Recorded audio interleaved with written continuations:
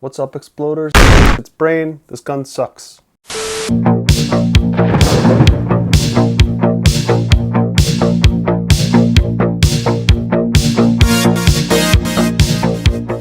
just like freeform jazz.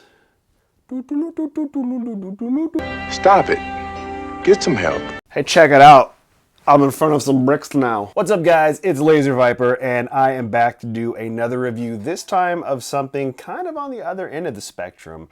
This is actually a very expensive piece of hardware in front of me, and we're going to talk about why in just a second.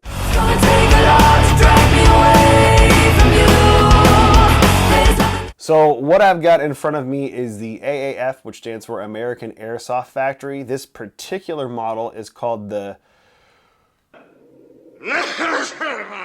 Wabi Snub Nose Wabi Airsoft Factory. Wabi Snub Nose SMG model. American Airsoft Factory is a newer company out of Utah. Where exactly in Utah? Provo? Provo. How did I know that? That boasts one of, if not the only, guns pretty much entirely manufactured in the United States. There are components that come from overseas, but the entire gun is assembled in the United States, so that's kind of a unique thing. One of the first things you might notice about this gun, if you look it up, is the price tag. It's too damn high. This particular model goes for $1,400. They have some entry-level kind of build-it-your-own kits that start at $1,100, so you are looking at a very expensive platform. There's a reason behind that, and let's talk about it right now. So Airsoft always goes through these kind of fads with what's the new system, what's going to bring the most realistic experience to Airsoft.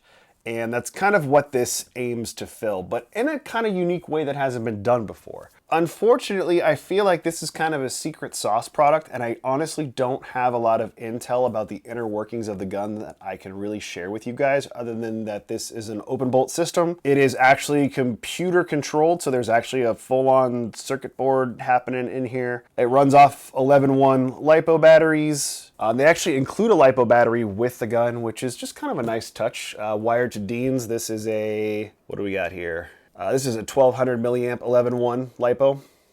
So it's just kind of a nice added touch. The guns don't come with any sights. If you want to run your own Magpul flip-up in-bus sights, or if you want to run a red dot, which is a red dot. Y'all want to run a red dot. So the gun's shipped with a Magpul CTR stock. On this particular snub-nose version, there's actually a G&G mock suppressor. The inner barrel does come right out to the end of this. It's kind of a bummer if you ever want to run tracer units on it, because obviously your inner barrel coming out to the end will interfere with that. But that's something I suppose you could change if you really desired to do so. So what's really unique about this gun is that it attempts to mimic the action of a real AR-15, in that when your last round is fired, the bolt locks back and you hit your bolt release to continue once you've entered a new mag, as well as pre-charging. So it's kind of like a hybrid gas blowback meets AEG, which honestly I really love the concept of. What the AAF guns boast is that they can use standard AEG mags. That includes mid caps and high caps, which is something you generally don't see. So the concept of having all the fun things you get out of a gas blowback in an AEG package is definitely super appealing. But let's go ahead and talk about how the gun performs. Again, this is an entirely new platform, entirely new system. It's not a standard gearbox. Everything about this was designed from the ground up. It still has some problems though. The concept of being able to use a gun with any of your standard M4 mags and it locks back on last round is super awesome. Unfortunately, this gun is kind of finicky. While the manufacturer states that this was designed to work with standard mid-cap and high-cap magazines, not all of them work. What I'm going to show you guys right here, this is the Pts Epm. But the thing that I've really liked about these is even though they're kind of pricey, they feed pretty much everything without question, and I love that about the PTS. One of the things though that was kind of brought up, and I'll probably have to do some zoom in footage to show you guys what I'm talking about, is the follower inside the mag that pushes the BBs out can be clipped on at various points in the spring inside the mag. And if it's not clipped to the very end and the follower doesn't push all the way out, It doesn't work in this gun. You can, from what I've been told, open these up and move the follower to the end of the spring and reassemble. But from what I understand, this is a little bit of a lengthy process and honestly not something I'm interested in doing. So the guys at AAF told me that a single fully charged battery like this should get you about 800 rounds out of this gun before needing to either swap or recharge. So what that obviously means is this gun does kind of draw a lot of power. The bad news about this platform is, at least for me, it has been pretty unreliable. I've tried a couple different BBs, a couple different mags, and while I found a couple mags that feed fairly well, what I haven't been able to solve with this particular rifle is that it chops BBs up pretty hard. I'm going to show you a close-up of the bolts. I actually haven't had a chance to clean it out yet. The last game that I used it at, it locked up and there was a bunch of chopped up BBs stuck inside of it. It's kind of a hassle when that happens. It's not an easy fix. It's not like you can just clear the chopped up BBs and reseat the mag and you're good to go. It can really put a hamper in the game. Chopping broccoli. Chopping broccoli. I do have some gameplay footage with it that I'm gonna splice in here. You'll see I was using .32s and I was using a hex mag, which was feeding great. And I have some SOCOM gear mags that have dummy rounds in it, and I love the mags, and the weird thing is they've never fit or fed properly in anything I've ever owned, but they actually fit and feed the AAF pretty nicely. You're gonna see though, at one point during the game, when the gun starts to malfunction, you're kind of done. You either have to have tools with you to take the gun apart and start messing with it on the field, or you're gonna have to walk off the field and do your maintenance. For the price, I just can't see myself wanting to go through that experience.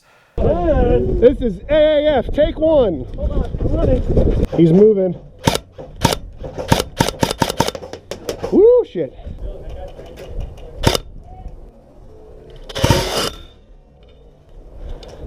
Got him.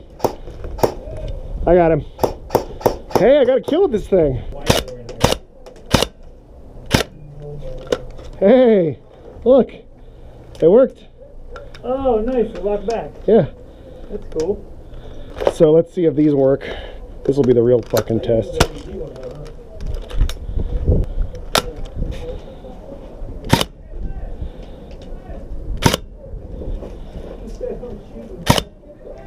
Okay, come here. Come here, boy. There's a guy in this kill. That's for it, bro. You should receive. Reload. Oh, come on. Range, go. Can See they him? go behind? Yeah, they were behind the wall.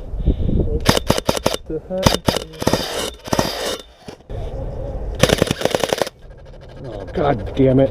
And that is what a catastrophic failure looks like. Basically, the gun was on semi-auto and it went full and fed a whole ton of BBs into the chamber and just created this big mess. Unfortunately, I was not able to clear this jam or get it working again, and that was the end of that gun for the day. And actually, the end of that gun since that incident, I have not been able to get it to work again. While I do really, really love what AAF is doing, and I hope they continue to do so, I just don't think that this system is quite ready for Primetime until there's some more bugs worked out. It seems that the bolts, I'll do the best I can to kind of show you guys inside, but I'm going to pick it up now so I can kind of like look at it while I'm explaining it to you guys. But the bolt has a little square pusher that pushes the BB from a feeding kind of tube up into the chamber. And that's where the problem happens. That nub on the bolt is really tough on BBs. It smushes them, crushes them.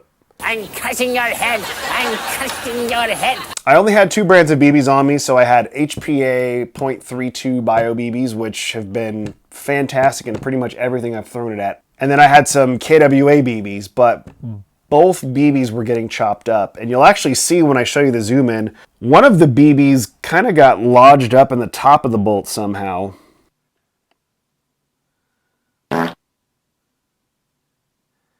And the bolt itself is actually kind of stuck in a halfway position. So I don't want you guys to think that I hate the gun or I'm bashing American Airsoft Factory.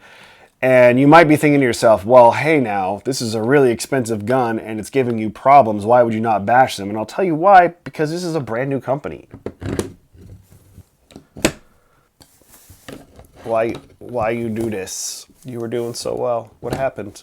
Where did our love go wrong? You can't expect things to be completely perfect from a brand new company who's designing a system from the ground up. I've been fortunate enough to meet the guys who started, founded, and are working on American Airsoft Factory. Really smart cats. And young, too. That's what I love about these high school girls, man. I get older, they stay the same age. Like, I was not up to the level of shit that they're doing right now when I was their age at all. I guess it's just that I don't really have any doubts that these guys are dedicated to their company and that they are going to continue to work on this platform to make it as good as it possibly can be. Is it ready for prime time? I have to be honest, no, I don't think it is. If you want more information about American Airsoft Factory, you can check out Brain Exploder's review. Unfortunately, he was kind of having some similar issues that I was with this gun, only to the point where I don't think he was even able to get his working to take out to the field. So I at least got a couple games with it, which is cool, and I'm glad that I'll be able to show you guys that footage so you can at least see how it works. And when it does work, it's a ton of fun. But if you're gonna drop that kind of money on an airsoft system, it better be damn near flawless. All right, guys, that's gonna wrap it up for my review of the American Airsoft Factory Wabi Snub Nose Warthog SMG. I would suggest, if you haven't already, you should give American Airsoft Factory a follow on Instagram. If anything, just to keep tabs with what they're doing, because this is some pretty cool tech, and I can't wait to see what they come up with next. I hate A2 grips. I really do. I hate them more than I hate the Red Hot Chili Peppers, and that's saying something because I fucking hate the Red Hot Chili Peppers. Doobie-doo, I'm gonna have to warn ya. Doobie-doo, I'm from California. California, California. Did you know that we're from California? If you happen to work for a company that makes airsoft guns and you're watching this, kill it. It's like the man in the boat.